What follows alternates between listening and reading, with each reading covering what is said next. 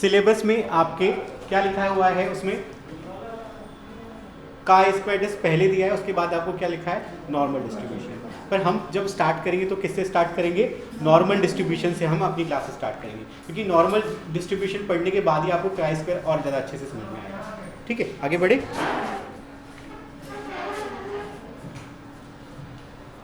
ये स्लाइड हम पहली क्लास से पढ़ते आ रहे हैं। क्या है स्लाइड में, हमने पूरे स्टैटिस्टिक्स को क्या किया है, इस स्लाइड के अंदर समराइज करके रखा हुआ है। क्या है स्टैटिस्टिक्स का आइडिया, क्या है, हम क्या करते हैं, एक पॉपुलेशन पे अगर हमको जिस पॉपुलेशन पे काम करना होता है उससे हम क्या करते हैं, एक छोटा सा सैंपल कलेक्ट करते हैं, सैंपल कलेक्ट करते हैं और वो सैंपल कलेक्ट करने के बाद उसमें हम स्टैटिस्टिकल एनालिसिस करते हैं। जो भी हमको सैंपल से डेटा मिलेगा उसका क्या करेंगे, स्टैटिस्टिकल कैलकुलेशन करेंगे।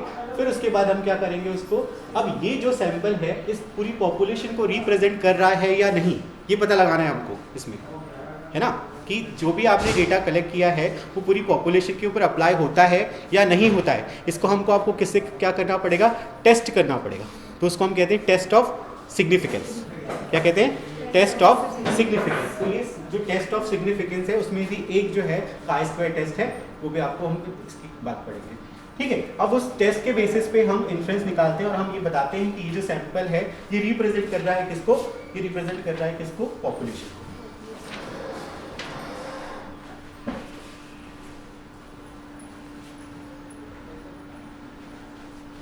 अब ये क्या होते हैं, test of significance. A significance test is the way of statistically testing a hypothesis. अब यहाँ पर एक नया शब्द आ गया, कौन सा, हाइपोथेसिस। क्या है hypothesis, hypothesis is a defined statement about the population parameter. ठीक है, अब सपोज आप इसको एक एग्जांपल से समझते हो।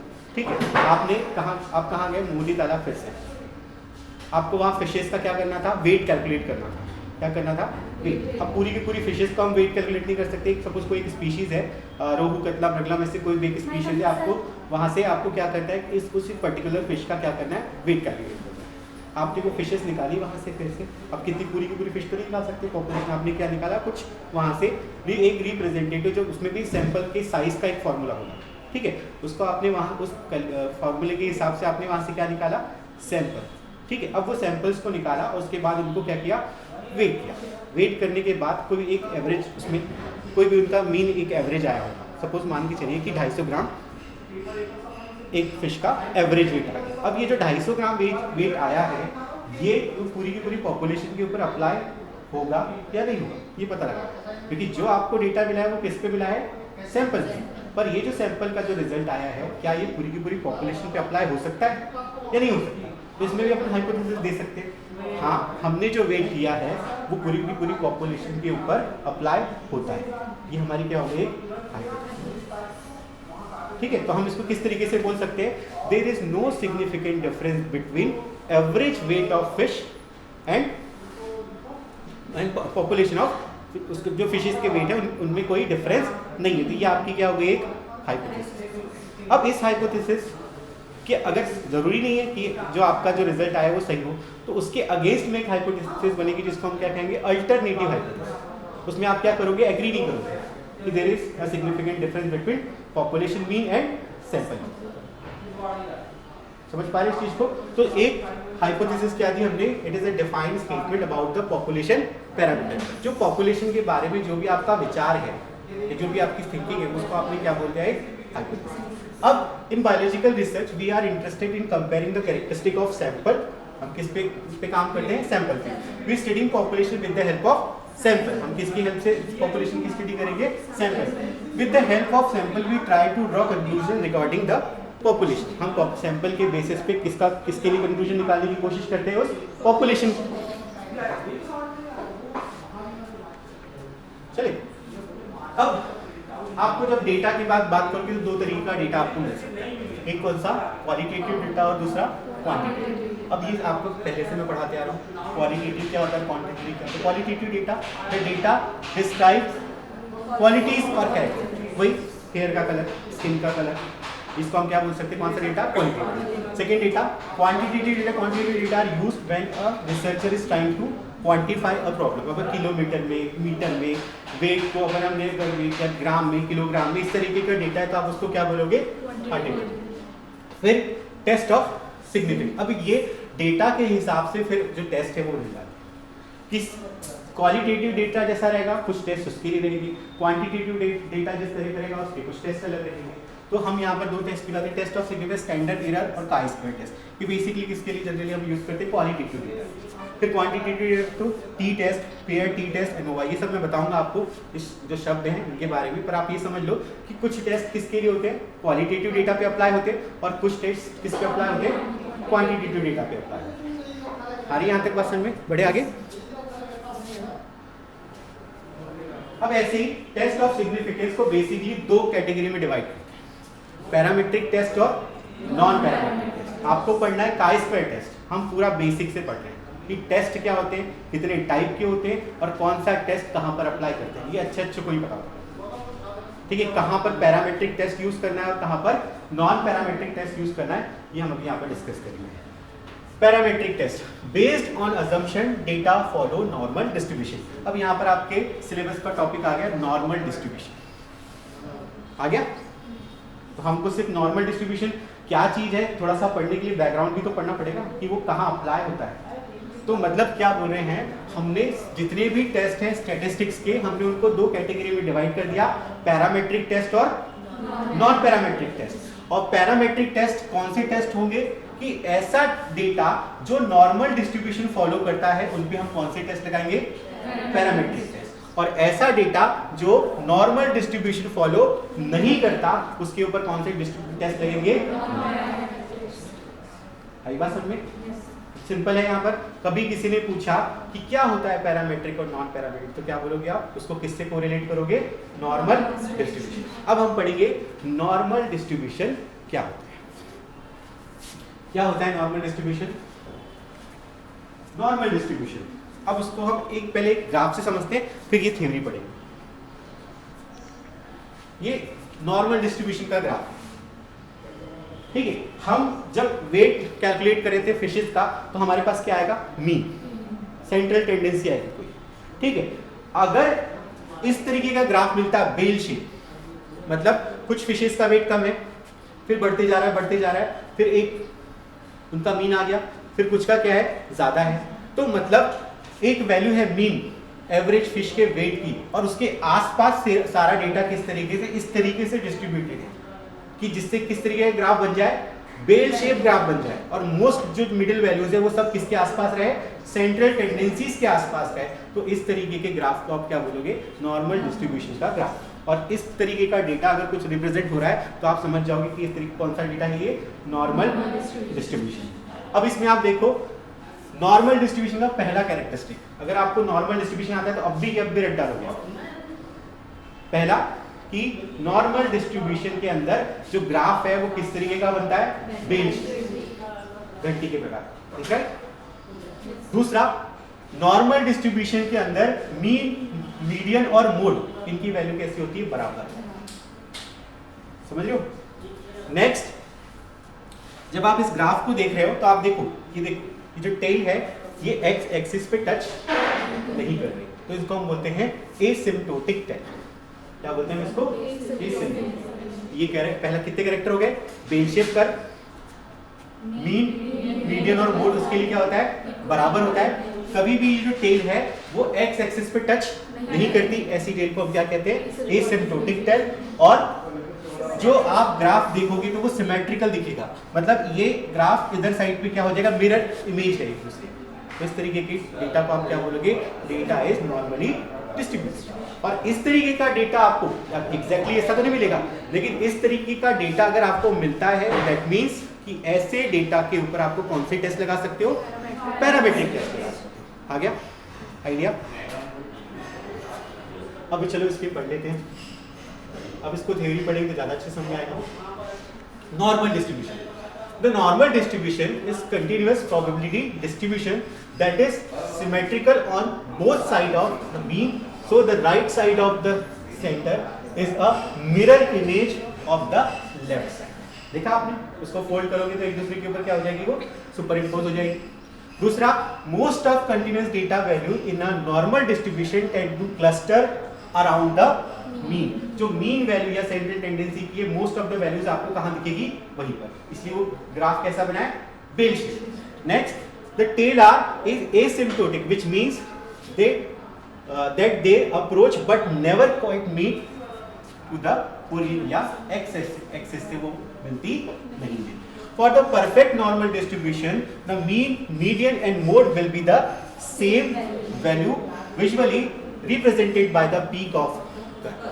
मीन, मोड, मीडियन कैसा रहेगा इसके लिए बराबर, और जनरली वो उस टेल के उस बेल शेप कर्व के सबसे ऊपर वाला पार्ट होगा, चोटी वाला पार्ट होगा, ठीक है। It is also called Gaussian या गॉसियन लाप्लास या Gaussian Laplace distribution.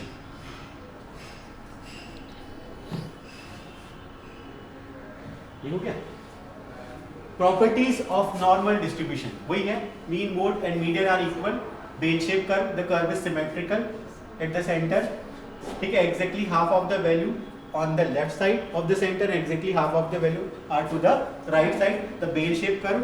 Parametric significance test is required for the normal distribution. जितने भी parametric test है वो किस पे लगेंगे, normal distribution पे। The tail are asymptotic for the normal distribution curve। आई बात समझ में, बड़े आगे। अब ये है रिलेशनशिप,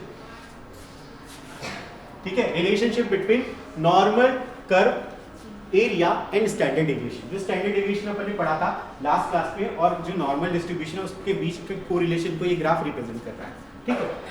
आप इसमें देखोगे कि जो स्टैंडर्ड डेविएशन है, the empirical rule tell us what the percentage of the data fall within a certain number of standard deviation from the mean. अब इसमें आप देखो कि ये इस एक्स एक्सिस पे हमने क्या लिखा है, स्टैंडर्ड डेविएशन, मतलब ये वाला जो दिखा रहा है -1 से +1 तक स्टैंडर्ड डेविएशन, ये -2 -3। तो जो भी डेटा नॉर्मल डिस्ट्रीब्यूटेड होता है उसमें इन दोनों का सम करो, कितना है यहाँ पर 68.2 के अराउंड।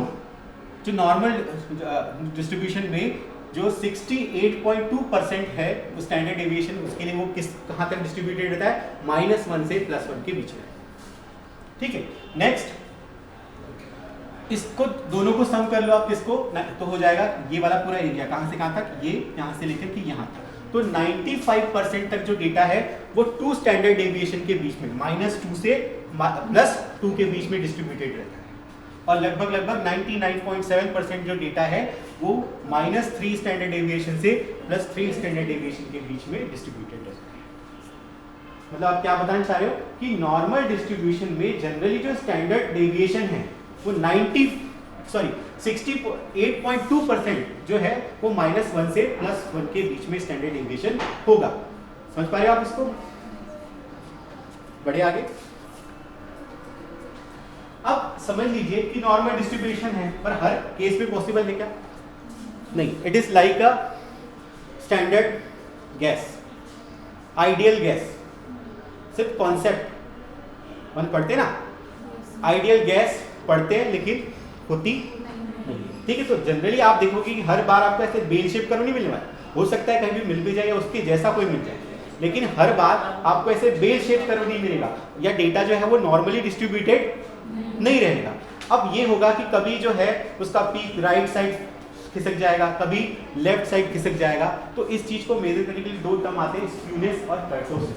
क्या बोलते हैं इनको, स्क्यूनेस और कर्टोसिस। ये अलग अलग से खतरनाक से टर्म लगते हैं लेकिन इतने भी डिफिकल्ट नहीं है। स्क्यूनेस क्या है, अब देखो सपोज ये नॉर्मली डिस्ट्रीब्यूटेड कर्व है, अगर इसमें एक चीज गलत है कि इसको चिपका दिया, ठीक है, इसको माइंड मत करना। अब ये जो नॉर्मल डिस्ट्रीब्यूशन के अंदर आप देखो कि अगर ये पीक जो है इसका वो किधर खिसक जा रहा है, राइट साइड, लेफ्ट साइड, और टेल किधर जा रही है इसकी, राइट साइड।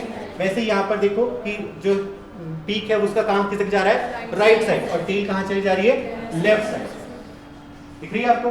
तो इस तरीके का अगर होगा तो उसको हम किससे मेजर, इसको हम क्या बोलेंगे, स्क्यूनेस, ठीक है। अब इसके बाद एक टर्म आएगा कर्टोसिस। अब ये हो सकता है कि जो पीक है कि नीचे हो जाए या ऊपर हो जाए, तो इस चीज को मेजर किससे करेंगे, कर्टोसिस, ठीक है। तो आप इसको पढ़ते हैं।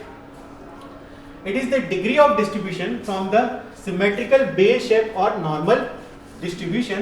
It measure the lack of symmetry in data distribution. It differentiate extreme values in one versus the other tail.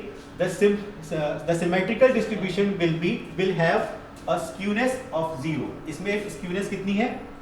0. ठीक है. There are two types of skewness, positive और negative. अब इसमें पढ़ेंगे positive. Positive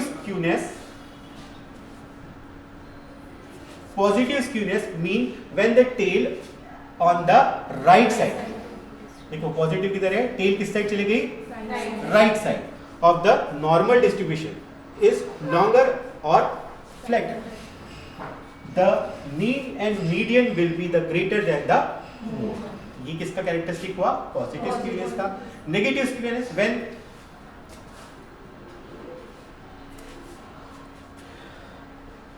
when the tail of the left side of the distribution is longer or flatter than the tail on the right side. इसमें देखो इस side किस side की tell ज्यादा बड़ी है? इस साइड की, लेफ्ट साइड की. तो इसको हम क्या बोलेंगे?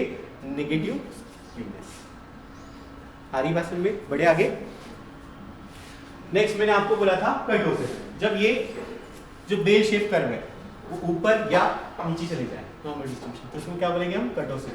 Kurtosis is the Greek word which means the bulging mass. ठीक है. It measure the degree of कितना पीक है, उसकी पीकनेस की क्या है, ये क्या इसको क्या करता है? मेजर करता है. There are three type of kurtosis, leptokurtic, mesokurtic और प्लैटिकर्टिक. ठीक है. देखो अगर इसको क्या करें, इस कर्व को क्या करें हम लोग? मेसोकर्टिक. अगर ये फ्लैट हो गया तो क्या हो गया? प्लैटिकर्टिक. और ऊपर चला गया तो क्या हो गया? फ्लैट.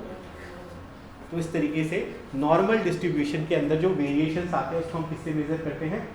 स्क्यूनेस और कर्टोसिस. ठीक है. और ये सब किसके अंदर आ रहा है? अभी भी किसके अंदर आ रहा है? हमने दो तरीके के स्टैटिस्टिक्स पढ़े थे. कौन से स्टैटिस्टिक्स पढ़े थे? हमने दो तरीके के स्टैटिस्टिक्स पढ़े थे. पहला डिस्क्रिप्टिव स्टैटिस्टिक्स और दूसरा पढ़ा था इन्फरेंशियल स्टैटिस्टिक्स.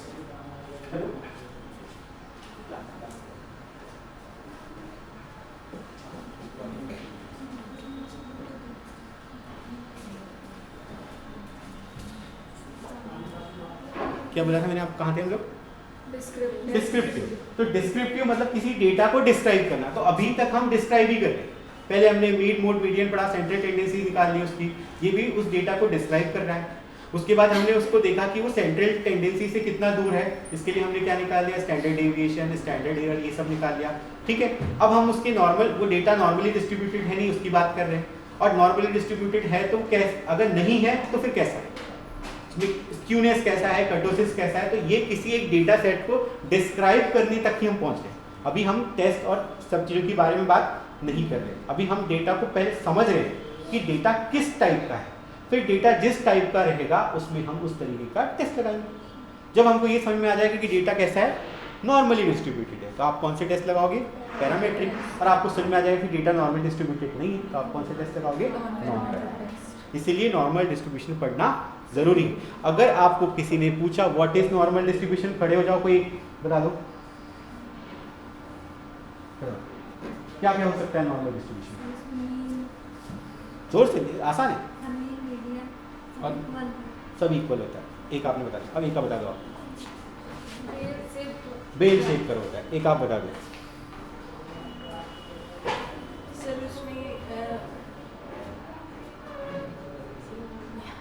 बेल शेप कर, मीन, मोड, मीडियन बराबर. टेल पे आ जाओ. कैसी होती है? एक्स एक्सिस को टच नहीं करते. इसको क्या बोलते हैं हम? Asymptotic tell. 3 कैरेक्टर, 3 लोग. आप बता दो चौथा सोच के रखो. बाकी भी लोग सोच के रखो. क्या बच गया? सिमेट्री.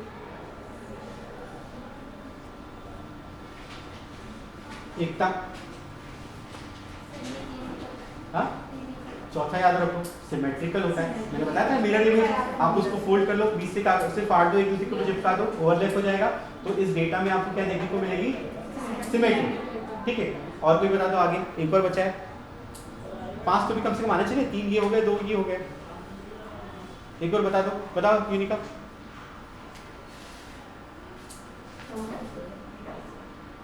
जो डेटा नॉर्मली डिस्ट्रीब्यूटेड रहेगा उस पर कौन सी टेस्ट लगेंगी? 5 पॉइंट याद रख सकते हो. नॉर्मल डिस्ट्रीब्यूशन क्या होता है? अब सब जोर से बोलोगे अपने अपने पॉइंट. बताओ जोर से. मीडियन बराबर होता है एक्स एक्सिस को टच नहीं करता एसिम्प्टोमेटिक सिमेट्री, दोनों मिलके बोलो क्या? Symmetry. Left part is equal to right. और सारे टेस्ट इस पे कैसे लगेंगे? जो data, the data which is normally distributed, we can apply parametric test for this. ठीक,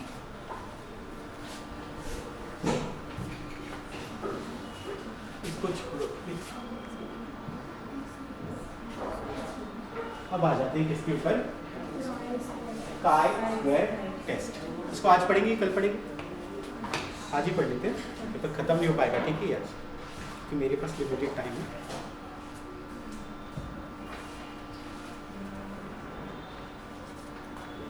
ठीक है,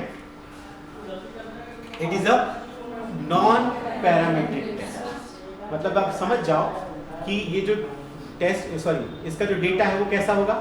नॉर्मली डिस्ट्रीब्यूटेड नहीं रहेगा।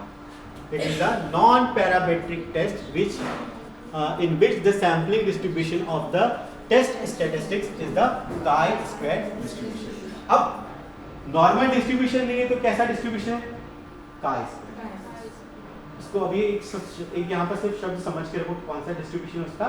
chi-square। तो मैं आपको इसके पहले वाली 2-3 स्लाइड थी ना, Z स्कोर वगैरह, उसको अभी नेक्स्ट क्लास में लेकर के पढ़ा दूंगा कि डेटा अगर नॉर्मली डिस्ट्रीब्यूटेड नहीं तो डिस्ट्रीब्यूटेड तो होगा ही वो कैसे न कैसे। तो वो उसको हमने यहाँ पर क्या लिखा है, कौन सा डिस्ट्रीब्यूशन उसमें? chi-square distribution. तो पहला पॉइंट आपके इसमें आ गया, chi-square डिस्ट्रीब्यूशन में, chi-square टेस्ट में आप क्या याद रखोगे?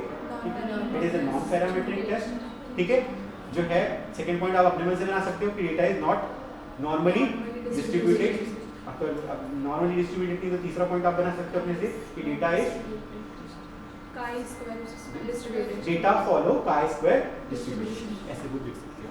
ठीक है, it is introduced by Karl Pearson as a test of association. Karl Pearson ने इसको एज अ एसोसिएशन टेस्ट के रूप में डिस्क्राइब किया है। इसको ग्रीक लेटर किससे रिप्रेजेंट करते हैं? chi-square से। ठीक है, it can be applied on the categorical data और qualitative data using a contingency table. अब यहाँ पर 2-3 शब्द आगे ये समझ में आ रहा है आपको? कैटेगरिकल डेटा हम पढ़ते थे, कैटेगरिकल डेटा मतलब क्वालिटेटिव, रंग, हेयर का कलर, ये सब चीज़ें किसमें आ गया? क्वालिटेटिव। और कंटीजेंसी टेबल का मतलब आप एक छोटा सा एग्जांपल याद करो, जब हम क्या पढ़ते हैं, क्या बनाते हैं? मेंडेलियन जेनेटिक्स पढ़ते हैं, इसमें बनाते हैं हम लोग नहीं, chi-square तो अभी छोड़ो, हम जब एक टेबल बनाते हैं, कैपिटल टी, स्मॉल टी, फिर कैपिटल टी, इधर स्मॉल टी, इस तरीके का टेबल बना लेते हैं। फिर अपन उसमें क्या निकालते हैं? फ्रीक्वेंसी निकालते हैं। हमारे पास फ्रीक्वेंसी 3:1 है, जीनोटाइपिक फ्रीक्वेंसी इसमें निकालते हैं कितनी? 1:2:1। उस तरीके का टेबल एक थोड़ा सा अभी फिलहाल के लिए ध्यान में रखो। इस तरीके की टेबल को आप क्या बोलोगे? Contingency table.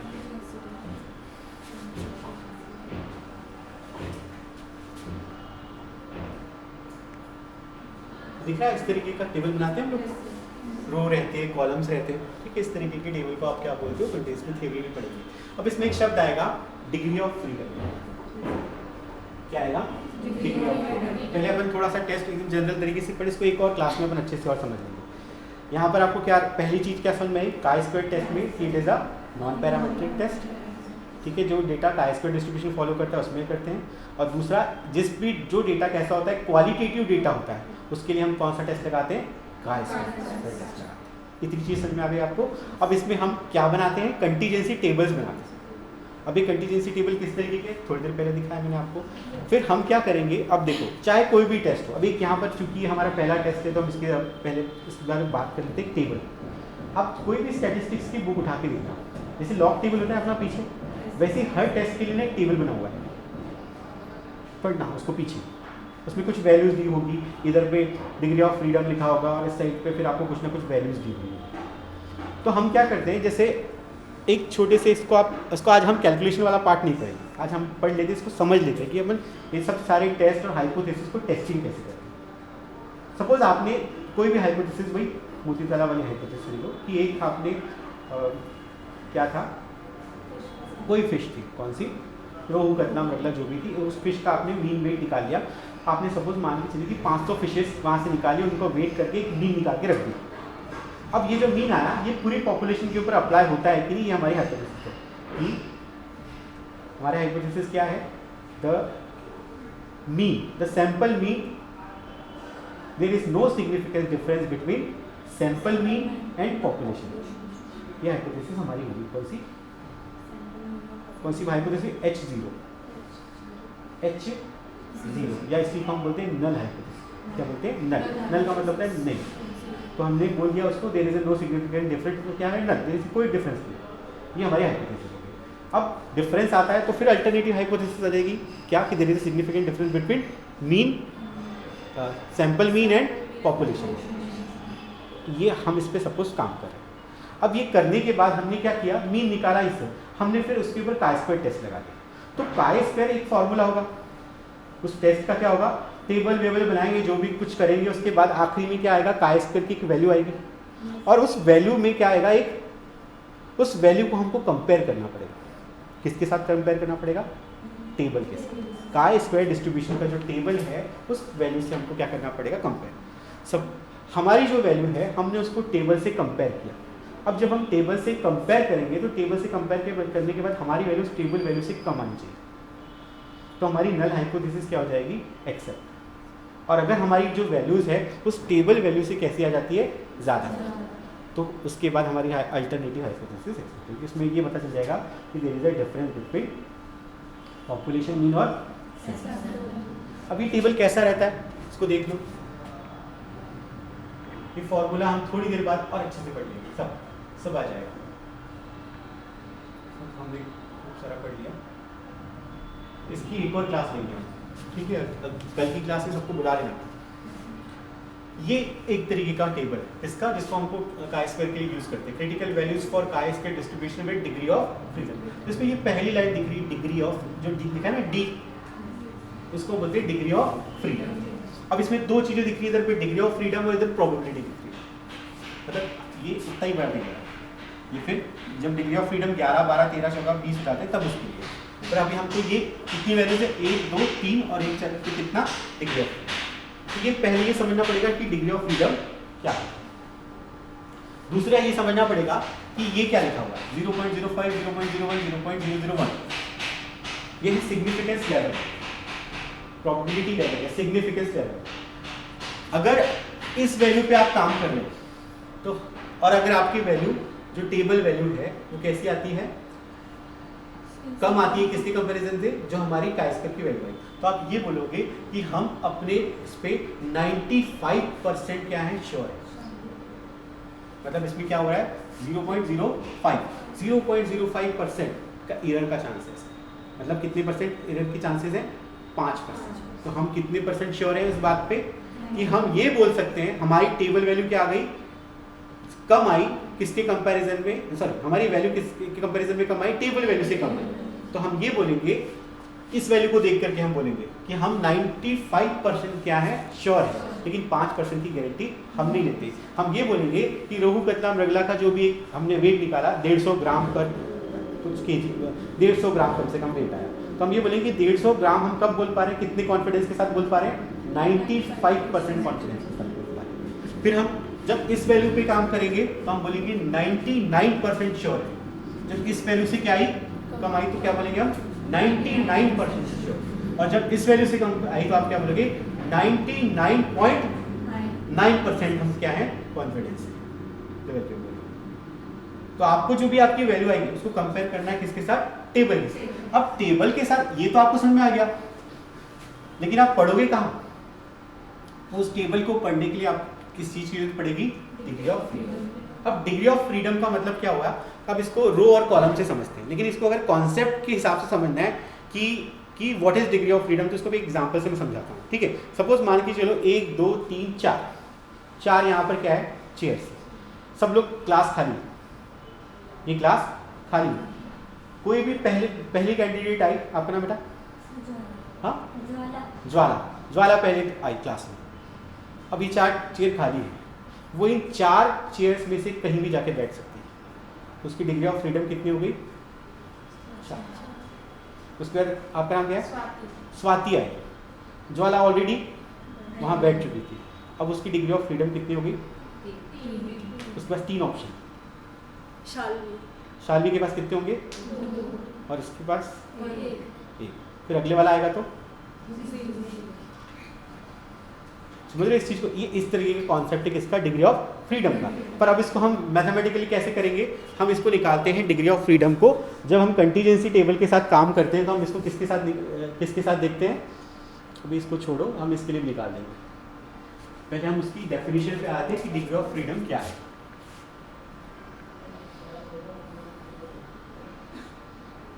तब आपको अच्छे से समझ में आएगा डिग्री ऑफ फ्रीडम। और डिग्री ऑफ फ्रीडम के बाद हम खत्म कर देंगे आज की क्लास।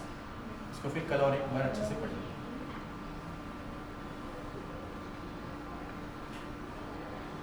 फॉर्मूला बहुत सिंपल है, कैलकुलेशन बहुत सिंपल है इसका, लेकिन समझना बहुत इंपॉर्टेंट है ये एक्चुअली है क्या। Degree of freedom for chi-square test it is required to calculate degree of freedom. पहले आपको डिग्री ऑफ फ्रीडम निकालना पड़ेगा, तब जाके आप टेबल पढ़ पाओगे। It is calculated from the number of classes. Number of classes से आप इसको कैलकुलेट करते हो। Number of degree of freedom is in a chi-square test is equal to number of classes minus 1। ठीक है, अब ये क्लासेस कैसे निकालेंगे? कॉलम जितने दिख रहे हैं उससे -1। ठीक है, in a contingency table it is calculated by following formula. Degree of freedom is equal to जितनी रो है -1 मल्टीप्लाइड बाय जितनी कॉलम है -1। नहीं कुछ समझ में आ रहा है तो इतना तो समझ सकते हो। ठीक है, नंबर ऑफ रो और नंबर ऑफ कॉलम। सपोज मान के चलिए कि टेबल कैसा है हमारा,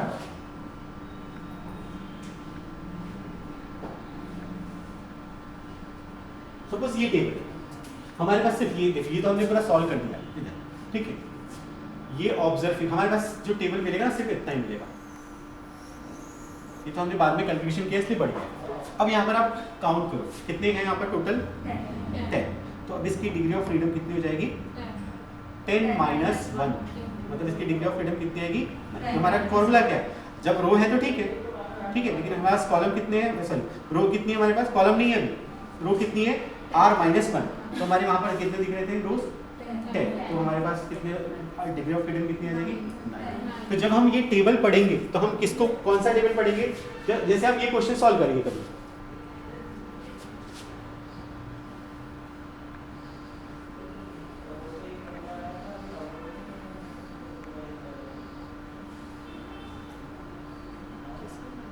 किसका है? कुछ ज़्यादा बाहर हो गया अपने। चलो ठीक है, छोड़ो यहाँ से। हमने कॉलम बनाया कितने? 9 के। अब आप वहाँ देख रहे थे जब हम डिग्री ऑफ फ्रीडम का वो chi-square का टेबल देख रहे थे, वहाँ पर 1 2 3 4 5 6 7 लिखा था। तो हम उसमें जब पढ़ने जाएंगे तो कहाँ जाएंगे? जहाँ 9 लिखा होगा उस चीज़ को पढ़ेंगे, और फिर उसकी वैल्यूज जो 95%, 99% और जो 99.9% वाली, वो 3 वैल्यूज अपन वहाँ से पढ़ेंगे। तो डिग्री ऑफ फ्रीडम को पता होना इसलिए ज़रूरी है, क्योंकि वो किस में हेल्प करेगा आपको? टेबल को पढ़ने में। जब तक आपके पास टेबल को आप तो chi-square का एक आंसर ला दोगे, लेकिन आंसर लाने के बाद आपको क्या बताना है कि सैंपल हाइपोथेसिस को प्रूव करना है या उसके अगेंस्ट जाना है। तो किससे आप डिसीजन किससे ले पाओगे? जब वैल्यू के बीच में कंपैरिजन करोगे, टेबल वैल्यू के बीच में और chi-square का जो आंसर आएगा उसके बीच में। अब वो जब कम आएगी तभी आप बोलोगे कि हम there is no difference between sample and mean and population. ऐसे ये एक हाइपोथेसिस मैंने बनाई है। जब हम रिसर्च करते हैं या रिसर्च मेथोडोलॉजी पढ़ते हैं तो ऐसी बहुत सारी अलग अलग टाइप की हाइपोथेसिस फ्रेम करनी पड़ती है। ठीक है, जब हम कोई रिसर्च कर रहे हैं, स्पेशली सोशलॉजी वगैरह में तो बहुत, सोशल साइंस में तो बहुत सारी हाइपोथेसिस हमको बनानी पड़ती है, उसको टेस्ट करना पड़ता है। अलग अलग टाइप के टेस्ट मुझे तो पता भी नहीं है कि कितने पूरे, मैं स्टैटिस्टिक्स पढ़ रहा हूँ, जितने मुझे पता है टेस्ट पता है, लेकिन ऐसे तमाम कितने टेस्ट होंगे जिनको मैं शायद नाम भी नहीं जानता हूँ। लेकिन जैसे जैसे अपन पढ़ते जाते हैं सब आते जाते हैं, कौन सा टेस्ट कहाँ अप्लाई होगा, कैसे कैलकुलेशन होगा, कैलकुलेशन सब अपन कर लेते हैं। नहीं, सब हमारे पास एक्सेल शीट है, SPSS करके एक नाम का एक सॉफ्टवेयर होता है, वो भी ये सब काम कर देता है। तो कैलकुलेशन सब अलग चीज़ है। कैलकुलेशन करना आजकल हमारे हाथ में नहीं, हम कंप्यूटर से सारे कैलकुलेशन करते हैं, लेकिन यहाँ पर क्या होता है समझना। आपको एग्जाम में भी जब क्वेश्चन आएगा तो ऐसा कोई डिफिकल्ट बहुत सारी वैल्यूज़ का क्वेश्चन तो नहीं आएगा, आपको क्वेश्चन किस तरीके का आएगा? कॉन्सेप्चुअल, है ना। छोटी सी थोड़ा सा डेटा दिया रहेगा, उसका न्यूमेरिकल सॉल्व करो, या फिर आपको सिर्फ ये बताओ कि chi-square टेस्ट क्या है, उसका फॉर्मूला क्या है। इस तरीके के क्वेश्चन डिस्क्रिप्टिव टाइप के आपसे पूछ सकते हैं। लेकिन हमको ये पता होना चाहिए। अब इसको पूरी कहानी को लिंक करो नॉर्मल डिस्ट्रीब्यूशन से, काई स्क्वायर डिस्ट्रीब्यूशन से, parametric test, non parametric test, ये थोड़ा सा फैमिलियर हो जाओ। ये पहली क्लास थी ये सब चीज़ों के ऊपर, तो ये शब्द ही आपने पहली बार सुने, पहली बार। तो जब आप इसको और अच्छे से पढ़ लोगे नेक्स्ट क्लास में तो आपको बहुत सी चीज़ें और अच्छे से समझ आ जाएगी। कल की क्लास करते हैं, खत्म करें इसको। सर जो वेट फिश वेट वाला कैलकुलेशन था हाँ। उसमें